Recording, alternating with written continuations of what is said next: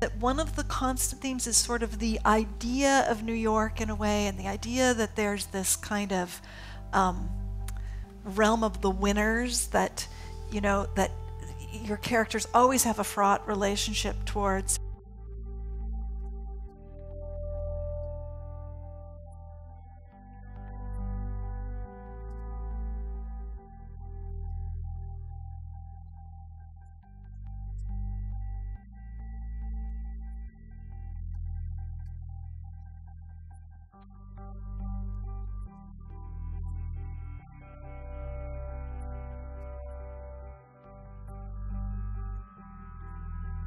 Once I've written about something, I feel like the people I made up actually start to get sort of confused in my mind with my actual memories. Yeah. I notice it most when I think about going back to Rockford. Like I have this impulse to go back to Rockford, Illinois, which I knew really well as a child. My grandparents lived there, my mother was born there. But when I think of going, I feel like I will somehow encounter these people that I wrote about. The characters from Look at Me? Yeah, I sort of feel like it's connected to them somehow. Like that's the impulse to return has to do with that, but what I have to return to is really nothing because my grandparents are long dead and you know, you don't really know. I don't know anyone there. Yeah. So anyway, as we're talking about this, I feel this slight fear of thinking, wait a minute, okay, wait, what did I actually do? Yeah.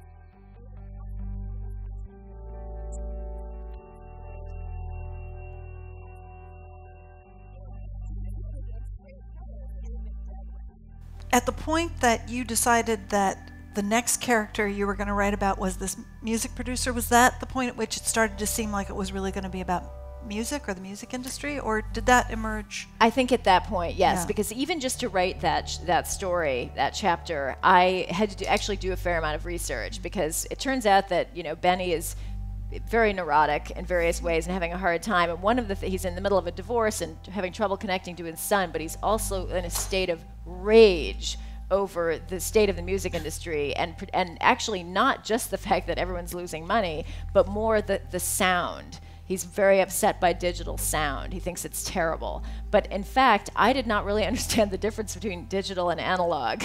So I had to do some pretty serious investigations to try to understand that. Was this cause of his something that you got the idea for and then you needed to research it? Or did you start researching music producers and then say, oh, this is something that my character needs to be upset about? No, I knew he was upset, and then I thought, okay, but what is this thing he's upset about? Yeah.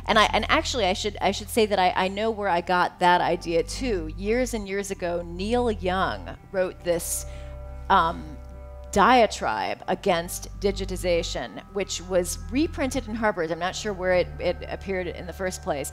And I was really struck by it. I mean, this would have been, you know, he was complaining about CDs. I mean, this had nothing to do with, you know, buying music online. He basically felt that that the sound was horrible, that it was destroying music.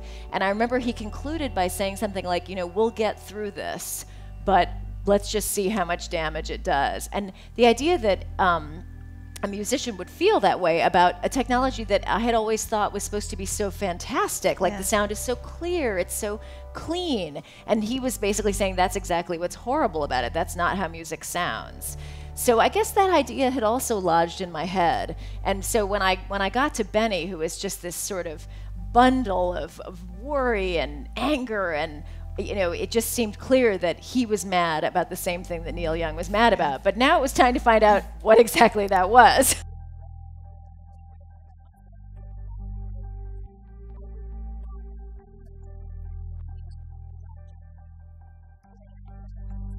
But if I'm actually writing, it means that I've gotten preoccupied with something that is really unconnected to my life and my world.